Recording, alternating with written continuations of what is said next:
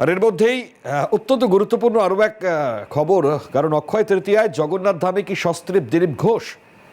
আগেই তিনি ইচ্ছে প্রকাশ করেছিলেন, এবার কি মনের ইচ্ছেকেই প্রাধান্য দিচ্ছেন দিলীপ? মমতা বন্দ্যোপাধ্যায়ের আমন্ত্রণে দীঘার জগন্নাথ ধাম উদ্বোধনে থাকবেন দিলীপ ঘোষ, প্রশ্ন থাকছে। অন্যদিকে মমতার আমন্ত্রণে সাড়া দেবেন কি কংগ্রেস প্রবীণ নেতা প্রদীপ ভট্টাচার্য? জগন্নাথ ধামে উপস্থিত থাকবেন কংগ্রেস নেতা প্রদীপ ভট্টাচার্য? এই মুহূর্তে দাঁড়িয়ে প্রত্যেকের কাছেই আমন্ত্রণ গিয়েছে। সময়ের অপেক্ষা অবশ্যই, কারণ মন্দির নিয়ে কখনো রাজনীতি হয় না আমরা জানি, ধর্মস্থান নিয়ে কখনো রাজনীতি হতে পারে না, এটা আমরা দৃঢ় বিশ্বাস করি।